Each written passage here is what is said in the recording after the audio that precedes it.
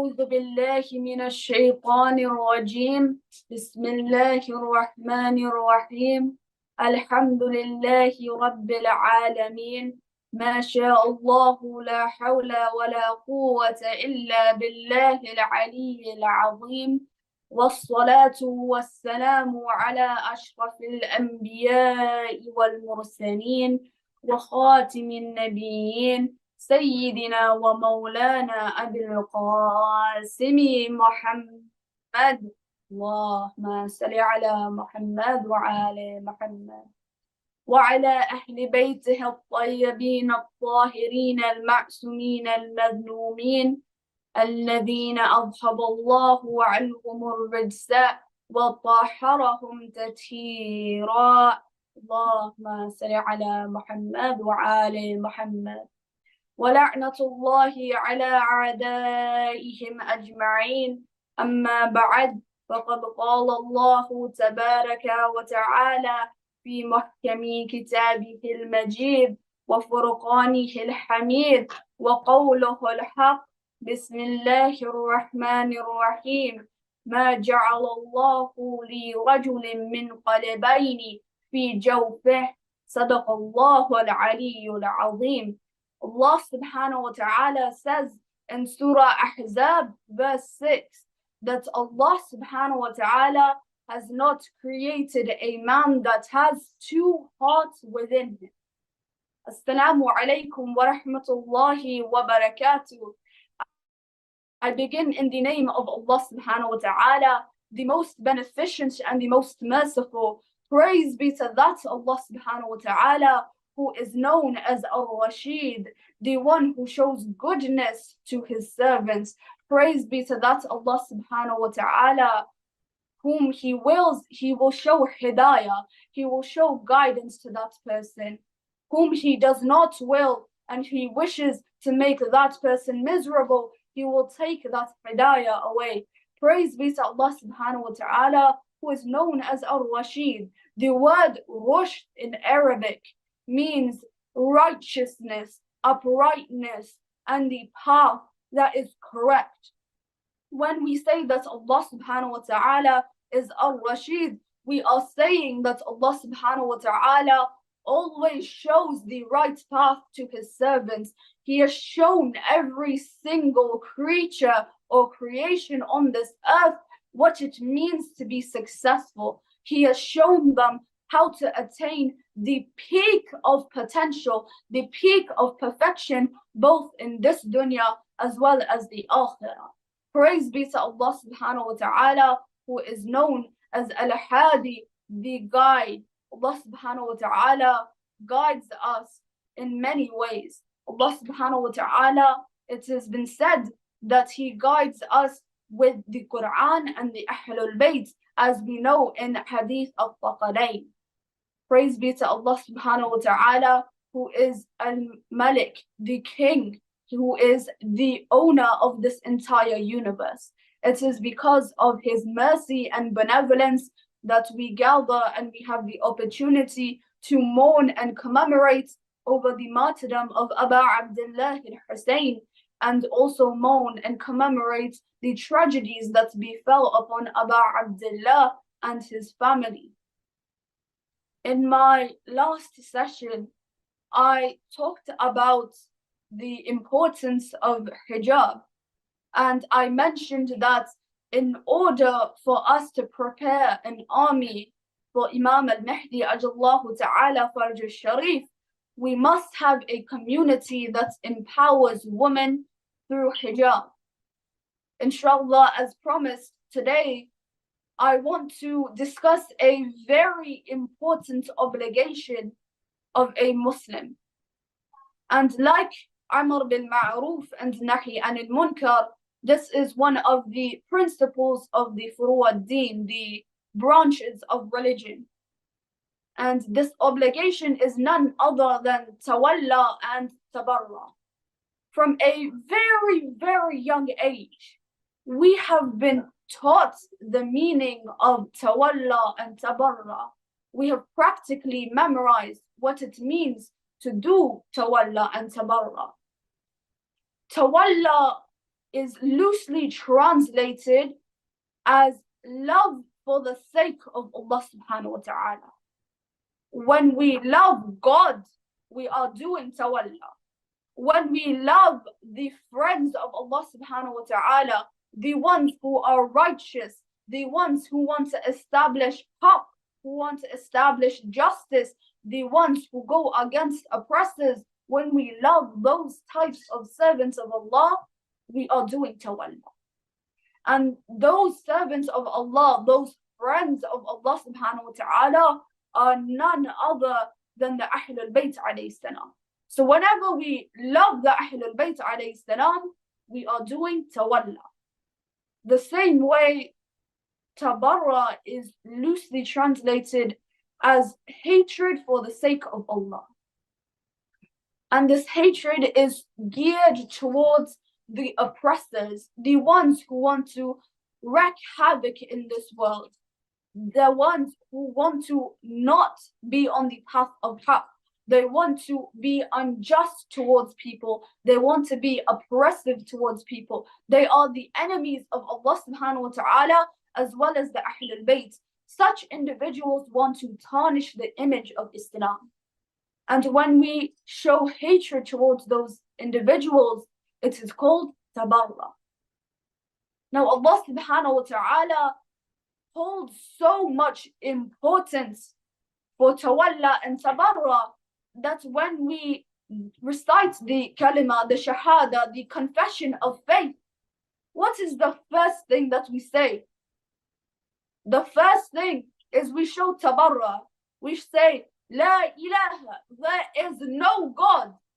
We are denying the existence of any other gods except who? La ilaha illallah. Then we show tawalla. We show love for Allah. We say there is no God except for Allah.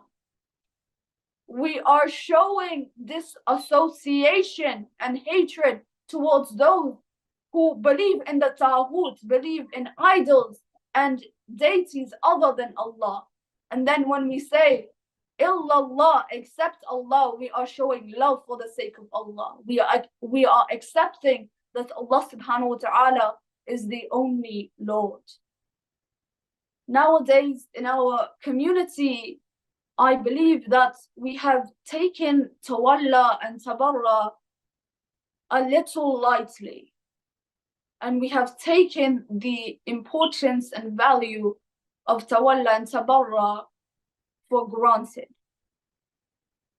It is a misconception in our community that our proclamation of saying, I love Ali, I love Hussein, is enough to say that you have fulfilled your responsibility as doing tawalla.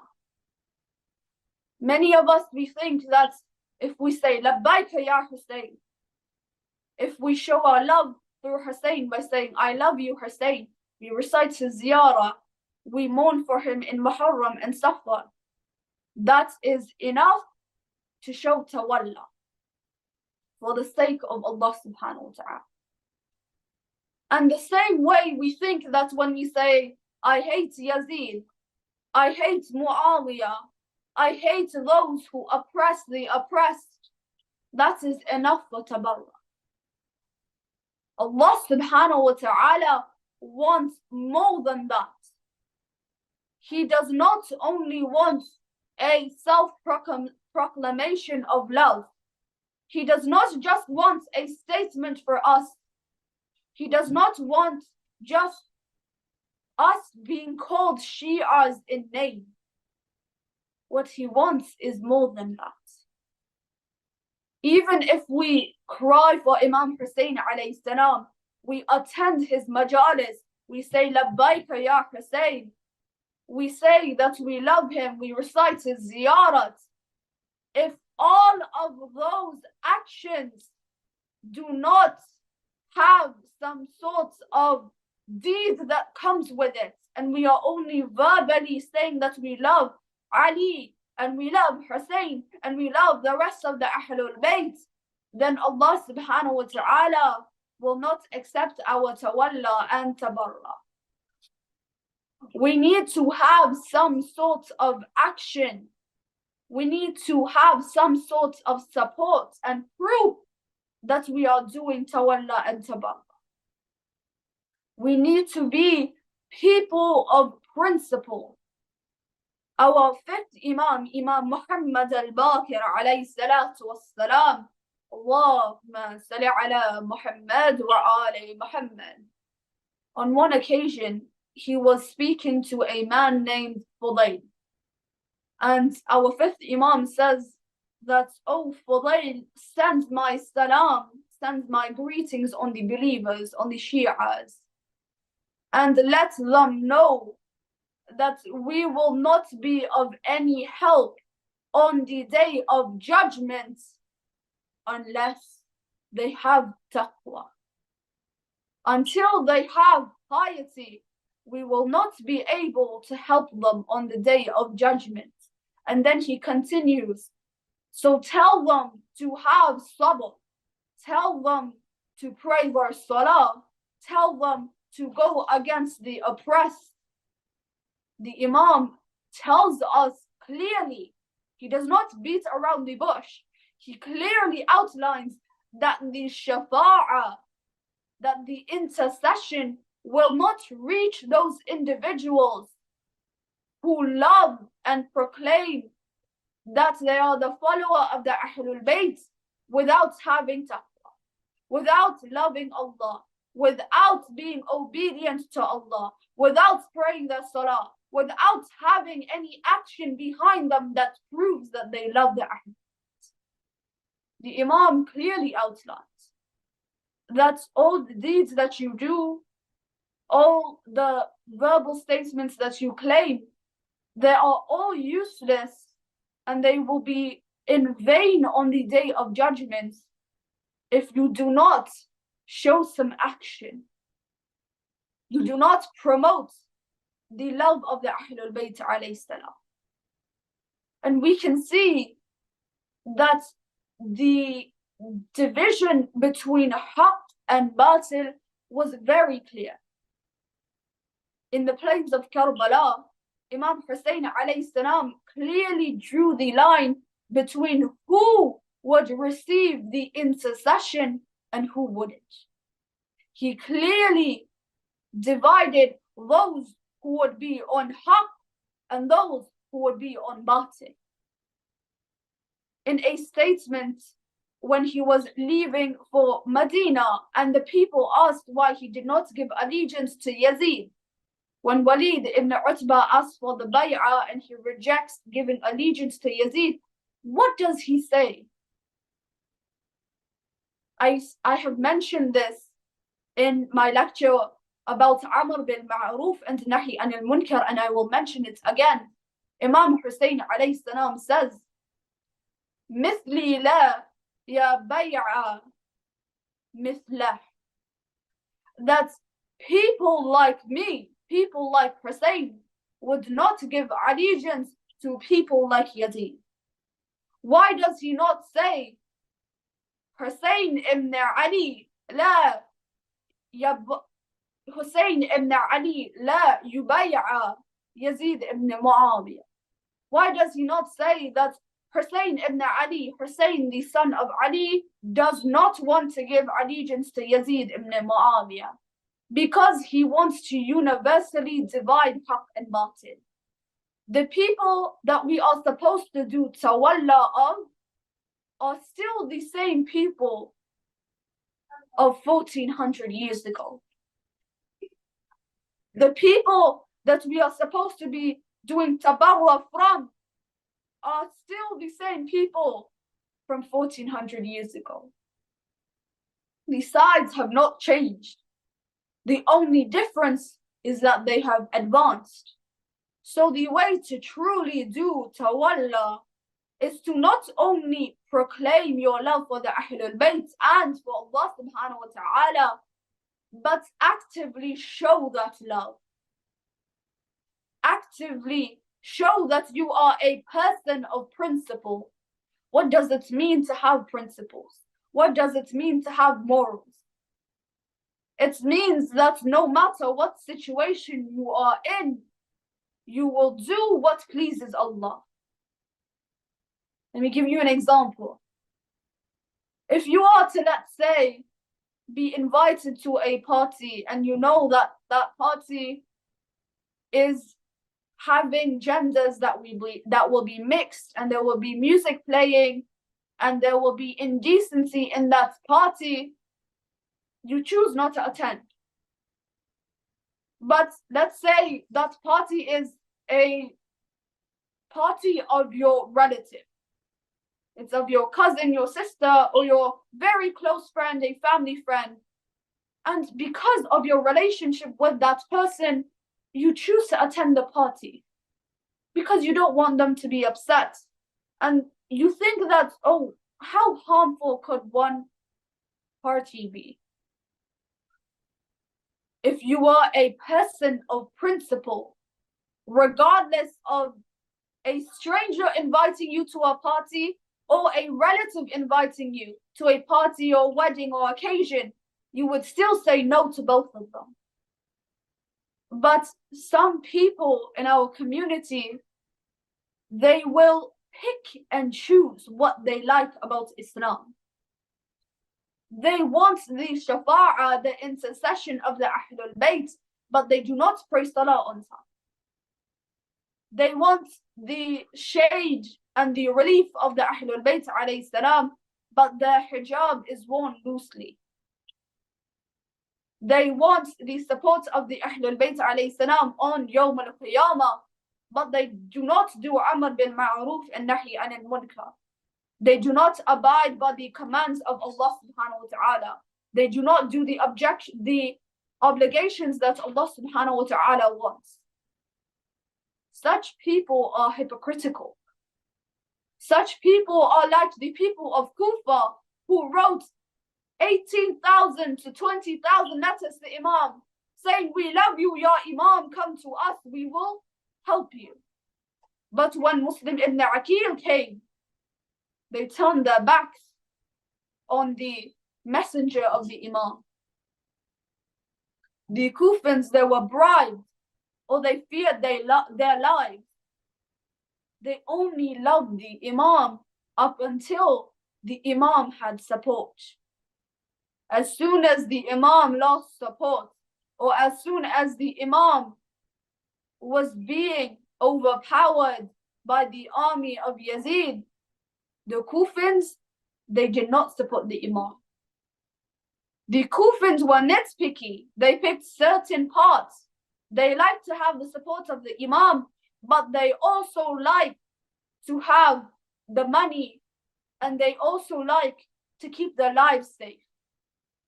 They picked and chose what specific parts of Islam they preferred. The ayah I recited in the beginning of my khutbah, it was Surah Al-Ahzab verse 6. And Allah subhanahu wa ta'ala says that He has not created a man with two hearts. And He is metaphorically saying that a man cannot love Allah subhanahu wa ta'ala but also love the enemies of Allah. That those who are the Shi'as of Ali, those who are the followers of Hussein, they cannot love Allah subhanahu wa ta'ala, love the Ahlulbait, do Tawalli and Tabarri, but at the same time they have the love for this dunya. At the same time, they are worried about their lives, they are worried about their wealth, their family. The Imam wants supporters that can wholeheartedly sacrifice everything. That is how we truly do Tawalli. The way we do Tabarra, there are 3 methods on how to do Tabarra. But before that, bar Muhammad wa Ali Muhammad salawat. Allahumma salli ala Muhammad wa Ali Muhammad. The first method to do Tabarra is to begin to have a feeling in your heart, a feeling of hatred towards that which displeases Allah subhanahu wa ta'ala. If Allah subhanahu wa ta'ala does not like backbiting, if He does not like lying, if He does not like disobedience to parents, then we must begin to have a feeling of hatred, a feeling of disdain towards those who do such sins, towards those who openly oppress people, to those who are not on Sirat al-Mustaqim. And this feeling of hatred is the most basic level of tabarra. If you do not have this feeling of hatred, you do not hate the things that Allah does not like, you do not hate the things that hurt the Ahlulbait AS, or the things that the Ahlulbait do not dislike, gradually over time, those things will creep into you. Those things will enter your heart. If I do not hate backbiting, if I do not hate lying, I will become used to backbiting and lying to the point where I have adopted such traits. I have adopted such sins. The reason why Allah subhanahu wa ta'ala wants us to hate certain items, certain sins, certain people who openly commit these sins, is because He wants us to not have that chance that they creep into our soul. The second way to do tabarra is through physical action. It is easy to have a feeling in your heart, but our true responsibility of tabarra is the second way, which is through physical action. And physical action can be divided into two parts. The first part of physical action is action that portrays displeasure towards something. And the second part, number two, is violence. Let us go over the first part. The first part is doing actions that show that you do not like something. And how do we do that? How do we show our displeasure in something? When we see oppression, when we see injustice taking place, the way we do tabarra is to go against that oppression, is to go against that injustice. For example, we write a letter to the Prime Minister for a cause that is haram. Or another example, we attend protests for the ones that are oppressed to raise awareness. Or another example, we post a video on social media or some message or some reel that shows the oppression that the oppressed go through for awareness. We show the true realities of the oppressors and how they hurt Islam, how they hurt people. These are all actions that we can take to show our tabarra, to take physical action. And alhamdulillah, nowadays we have so many avenues. We have so many ways to show tabarra. We have access to every single piece of social media. It is very easy. And then the second way is violence. Is showing violence against those who are oppressors, who are not on the right path, and they are tarnishing the image of Islam. Violence, by all means, even if you are doing tabarra, is not permitted in Islam. You are never allowed to physically punch someone or hurt someone or wage war against someone unless you have permission from the marja, or unless it is by a means of self-defense. If they attacked you first and you are trying to defend yourself, you are allowed to show some violence. And if you have permission by the marja, you send an email, or you ask the marja, or you somehow contact the marja that you do taqleed of, and they allow you to escalate things a little bit, not by a whole lot that we have civil wars every day, but a little bit, then you are allowed to do violence, but it is very rare. You are never allowed to do it without these two conditions. Without these two, you are never allowed to hurt someone. This is why Islam never shoots the first arrow. Islam is a peaceful religion.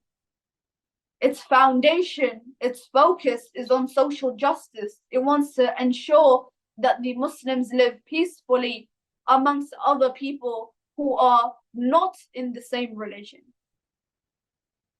And the last and final way that we do tabarra is through verbal action. And there again is two parts to this. The first verbal action is insulting and cursing people. Insulting and cursing those who are considered oppressors. And the second verbal action is retelling and re-narrating the historical accounts, revealing the realities and the crimes that oppressors committed, so that the public can be aware. The public can accept and learn about the truth.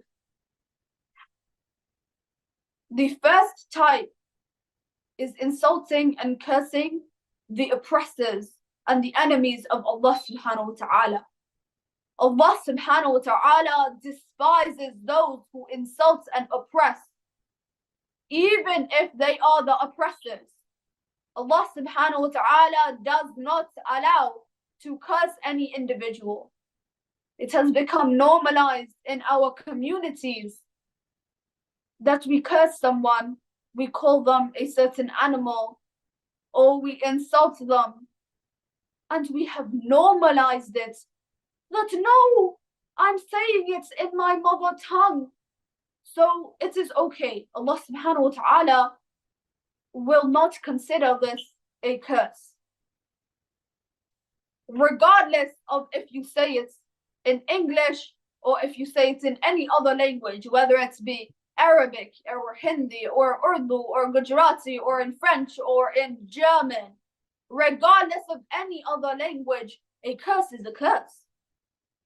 Allah subhanahu wa ta'ala will still punish you, and you will still have to face divine consequences for insulting an oppressor, because that is still considered a curse, regardless of what language you say it in. So whenever you see someone, they curse or they insult, inform them that this is wrong. You are not allowed to insult those who oppress. Even those who do not oppress, you are not allowed to insult anyone. Allah subhanahu wa ta'ala says in Surah Anfal, verse 108, He says that, O believers, do not invoke curse upon those people who do not believe in Allah, upon those who believe in a God other than Allah, because they will invoke curses upon me. They will insult me spitefully out of their ignorance. Allah subhanahu wa ta'ala does not want us to insult others, because when we insult others' belief, when we insult other people's aqa'id, they will insult our beliefs. They will insult our aqa'id. When we insult people whom they revere, they respect, they love, they believe, they will insult leaders and people in our madhab, in our religion that we believe and that we revere. Allah subhanahu wa ta'ala does not want us to drag such holy names. And even Allah subhanahu wa ta'ala himself, He is our Lord. He does not want us to drag such names under the mud. He does not want us to soil such precious personalities for the sake of the satisfaction of insulting. Allah subhanahu wa ta'ala gives us alternative options, which is to retell, to make the public aware of the history of such oppressors. And that is the second way, and this is the correct way that Allah subhanahu wa ta'ala wants us to do tabarra. For example, if I give knowledge about the crimes that Muawiyah committed, I say that Ubaydullah ibn Ziyad did XYZ to Imam Hussein alayhi salam. I narrate the sins that Shimr ibn Jawshin committed against Abu Abdullah. I talk about the corrupt personality of Yazid ibn Muawiyah and how his reign over Medina and how his reign over Sham and in other parts caused a disgrace in Islam. All of these methods are ways to invoke tabarra, to do tabarra. All of these methods are ways to show that we do not support the oppressors. This is very important in Islam. Allah subhanahu wa ta'ala equally punishes those who do not say anything to those who are the oppressors. And we can see that in Karbala, that those who did not even partake in the killing of Abu Abdullah were condemned by Allah subhanahu wa ta'ala, and Allah subhanahu wa ta'ala removed the rahmah from these people. There was once a time that Allah subhanahu wa ta'ala actually told two angels. He told two angels to descend from the earth and send a divine punishment to people. The two angels, they descended on earth. One angel was about to send a divine punishment that Allah subhanahu wa ta'ala ordered, but then the second angel noticed that there was a man. He was crying and crying, asking for mercy from Allah subhanahu wa ta'ala, and he was praying and beseeching Allah. He was praising Allah. And this second angel noticed the ibadah of this man, and he said to the angel beside him that, wait, do you think we should tell Allah subhanahu wa ta'ala that there is a man who actually loves you? That not all people in this ummah, in this part of the world, in this community are bad. There is one man who actually loves you. He does the ibadah for you. I think we should go to Allah subhanahu wa ta'ala and report this. And the other angel, he agreed. And the two went to Allah subhanahu wa ta'ala and narrated the whole incident. What did Allah subhanahu wa ta'ala say to these individuals? What did he say? He said to the angels that you still have to invoke the divine punishment on the entire community. You still have to give them the consequence of spreading oppression in the entire part of the village. Because, why? Because that man, although he did countless ibadah, although he continuously prayed to me, and he continuously asked for dua, and he asked for forgiveness from me, he did not pay heed to the oppression that was happening in his village. He did not pay attention to the dhulm and the injustice that was happening to his people. He did not go against it. He did not speak against it. Hatta he did not even have hatred towards that oppression in his heart. He did not have that feeling. So he deserves the divine punishments as well. O mourners of Imam Hussein alayhi salam, we should not be scared to go against oppression. Allah subhanahu wa ta'ala wants us to speak up against tyranny. There is so much corruption in the world. And Allah subhanahu wa ta'ala wants us to do tabarra against them.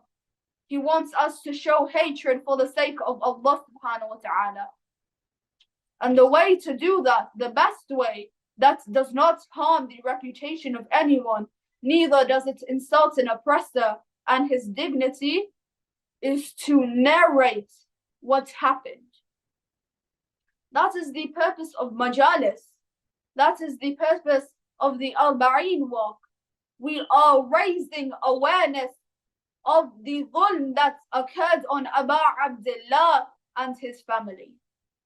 And the reason we are raising awareness for this oppression is because once people learn about the truth, their hearts will feel inclined to it. Their hearts will recognize that this truly was a form of oppression. This individual was truly corrupt. This individual should not be a leader. They will learn from these narrations.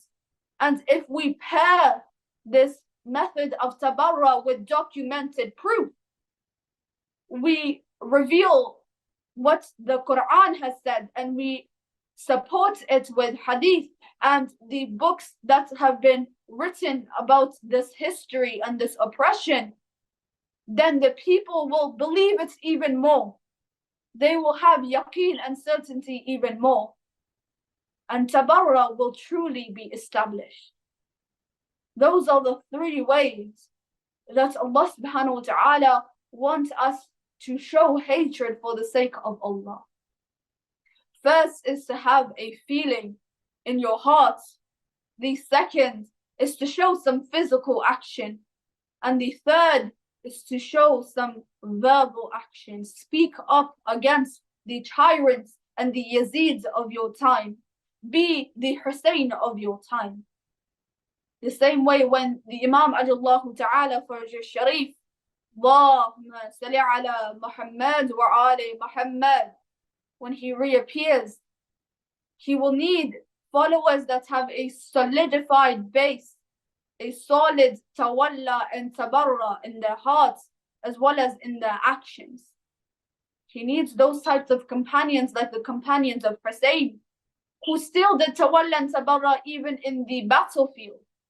The companions preached Islam. They bravely spoke up to the army of Yazid and told them that, do you know who you are killing? This is the grandson of Rasulullah that you are killing. They were not scared. The same way, we should not be scared.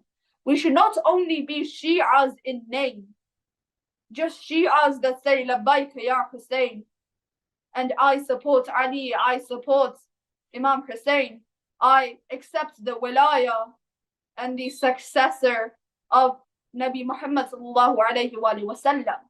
We should be a Shia in action. I would like to end with a Hadith al-Qudsi, which is a sacred tradition that has been said by Allah subhanahu wa ta'ala himself. He says to Prophet Muhammad sallallahu alayhi wa sallam that, Ya Muhammad, O Prophet, have love for the Mahdi. Have hubb. Love Imam Mahdi ajallahu ta'ala faraj al-Sharif, since I love him dearly and I love those who love him. We should have Tawalli and Tabarri for the sake of the Imam. We should love the Imam because once we love Imam, we love Allah. The Ahlulbait AS, their wilayah, loving their wilayah and hating the enemies that oppress them and hurt the Ahlulbait AS is equivalent to loving Allah subhanahu wa ta'ala and hating the enemies of Allah subhanahu wa ta'ala. Inshallah, we will wrap this discussion up in the next few sessions, and we will conclude with the last episode where I combine all of these lessons after I discuss about jealousy in my next session. I will combine all these sessions and discuss how we can apply the principles of Karbala to Imam Mahdi ajallahu ta'ala faraj al-Sharif. How do we use these life lessons that we learned in this entire Ashra, in these 10 sessions, and apply them while we are doing the intidhar, the waiting of the Imam in Khaybat al-Kubra. May Allah subhanahu wa ta'ala help us and help those who are oppressed become the followers of Imam Mahdi ajallahu ta'ala farajih sharif. May Allah subhanahu wa ta'ala help us not only be the followers of Ali and Hussein and the rest of the Ahlulbait in name, but rather also help us be the followers of Hussein in our actions as well, inshallah. May Allah subhanahu wa ta'ala give us the bravery and the courage that Habib ibn Mudahir, Muslim ibn Awsaja, and the rest of the companions of Imam Hussein alayhi salam had in the battlefield during the day of Ashura, inshallah. May Allah subhanahu wa ta'ala instill us qualities that will help us raise our voice against tyranny and oppression and the Yazids of our time, inshallah. May the remembrance of Hussein alayhi salam be rewarded. May Allah subhanahu wa ta'ala accept the du'as who want to visit the shrines of the 14 Ma'sumin, who want to do Umrah, perform Hajj, or visit any other shrines around the world, inshallah. May Allah subhanahu wa ta'ala ease the oppression of those who are oppressed in Parachinar, of those who are oppressed in Palestine, in Yemen, in Syria, inshallah, and those who are oppressed in the rest of the parts of the world. May Allah subhanahu wa ta'ala ease the injustice, and may He hasten the reappearance and the zuhur of the 12th Imam ajallahu ta'ala farajih sharif, so he can come and establish justice, inshallah. May we all be the ansar and the helpers of Imam Mahdi ajallahu ta'ala farajih sharif. ربنا تقبل منا إنك أنت السميع العليم وتب علينا إنك أنت التواب الرحيم. السلام عليكم ورحمة الله وبركاته.